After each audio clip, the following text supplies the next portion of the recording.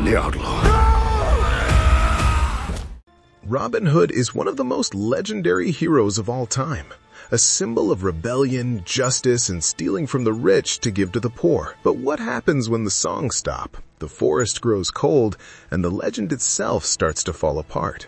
A24's The Death of Robin Hood takes everything we think we know about the famous outlaw and turns it into something darker, quieter, and far more haunting. This isn't a story about daring escapes or heroic victories. It's a story about guilt, aging, and the true cost of living as a myth for too long. Welcome back to your nerdy show. I'm your host, Spoiler Master, and today we're breaking down everything we know so far about the death of Robin Hood, from Hugh Jackman's battle-worn take on the character to the film's brutal reimagining of one of history's most famous legends. For me to let you die. A gritty reimagining of a timeless legend. From the very first moments of the trailer, it's clear that the death of Robin Hood is deliberately rejecting the romantic adventure tone traditionally associated with the character. The imagery is bleak and wintry, filled with muted grays and cold shadows that reflect Robin's inner state just as much as the physical world around him. Sherwood Forest, once a symbol of freedom and rebellion, now feels empty and unforgiving, mirroring a man who has outlived his purpose. The film leans heavily into a deconstruction of the legend itself. Early dialogue challenges the idea that Robin Hood's stories were ever truthful, suggesting that the myth of the noble outlaw may be a comforting lie told by others, not a reflection of the man who lived it. This approach reframes Robin not as a folk hero, but as someone who has spent a lifetime justifying violence in the name of justice, only to be left with regret when the battles are over and the cheering stops. Rather than asking whether Robin Hood was a hero or a villain, the film seems far more interested in asking whether those labels matter at all once the damage is done. No secret.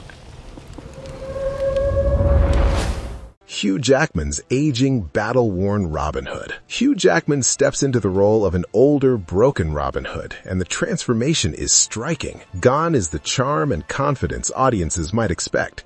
This version of Robin is physically scarred, emotionally exhausted, and visibly burdened by years of bloodshed. Jackman's performance, at least from what the trailer suggests, leans into restraint rather than spectacle, focusing on subtle expressions, weary silences, and the quiet pain of a man who can't outrun his past. This portrayal draws obvious comparisons to Old Man Logan, but the similarities go beyond age alone. Like that version of Wolverine, Robin Hood here is a legend who no longer believes in his own myth. He's not interested in inspiring others or fighting for causes anymore. He's simply trying to survive, even as his body fails him and his conscience refuses to stay silent. The trailer hints that this may be one of Hugh Jackman's most demanding performances, not because of action sequences, but because of the emotional weight he's carrying. Every movement feels deliberate, every glance heavy with memory, as if Robin is constantly replaying the choices that led him here. People speak of Robin Hood. Tell a story. A story of guilt, violence, and salvation. At the heart of The Death of Robin Hood is a deeply personal story about guilt and the search for redemption. According to the official synopsis, Robin is gravely injured after a battle he believed would be his last. This moment feels symbolic, suggesting that even when Robin tries to end his violent life, it refuses to let him go quietly. Enter Jodie Comer's mysterious woman, who finds Robin at his most vulnerable. Rather than serving as a traditional love interest, she appears to function as a moral and emotional catalyst. She offers Robin a chance of salvation, though the film is careful to leave ambiguous what that salvation actually means. Is it forgiveness, atonement, or simply peace before death? The trailer doesn't give easy answers, and that uncertainty feels intentional. One of the most intriguing elements teased is Robin's relationship with the young girl whom he teaches to use a bow and arrow. This dynamic introduces a powerful internal conflict. Robin, who has spent his life killing and stealing in the name of justice, now recoils at the idea of passing that violence on to someone else. Teaching her the skills that once defined him forces Robin to confront the legacy he's leaving behind.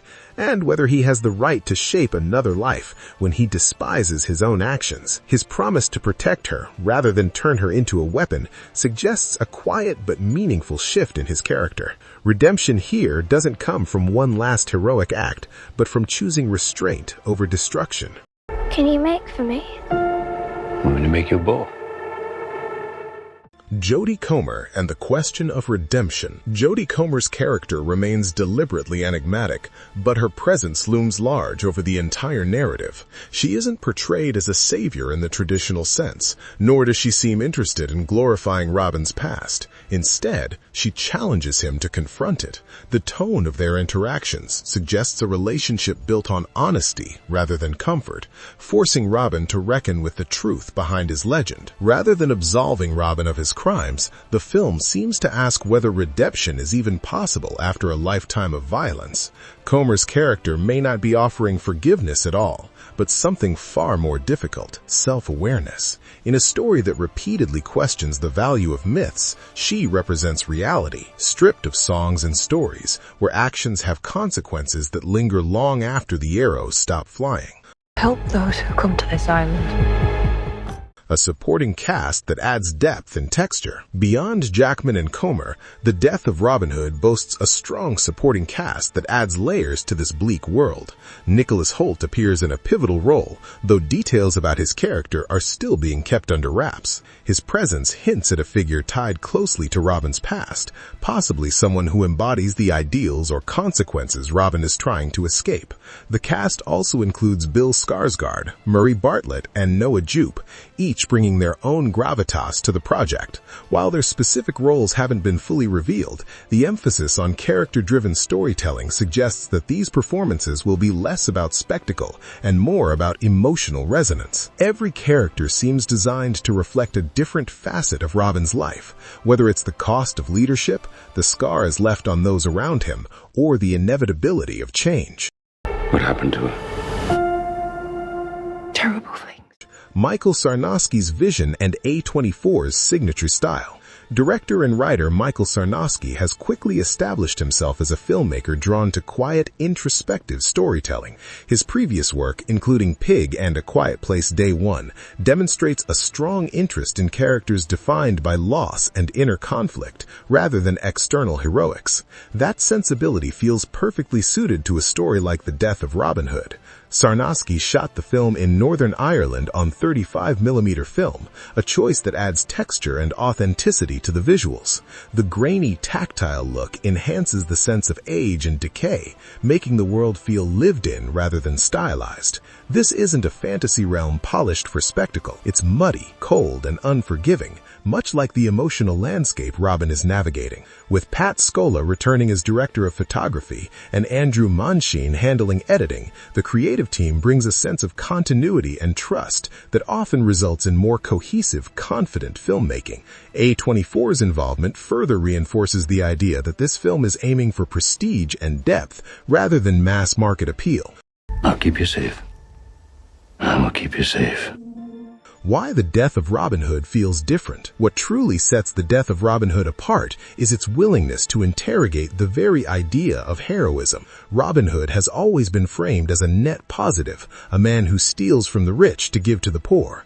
But this film dares to ask what that kind of life actually costs, not just to the people harmed along the way, but to the hero himself. By stripping away the romance and focusing on regret, aging, and accountability, the film reframes Robin Hood as a cautionary figure rather than an aspirational one. It suggests that myths are often built to make us feel better about violence, not to tell the truth about it. In doing so, The Death of Robin Hood becomes less about the end of a legendary outlaw and more about the end of comforting stories we tell ourselves. There are bad people out there. I fear our blood debt. Our nerdy thoughts. Scheduled for a major theatrical release later this year, The Death of Robin Hood is shaping up to be one of A24's most ambitious projects. It doesn't aim to redefine the legend through spectacle, but through introspection.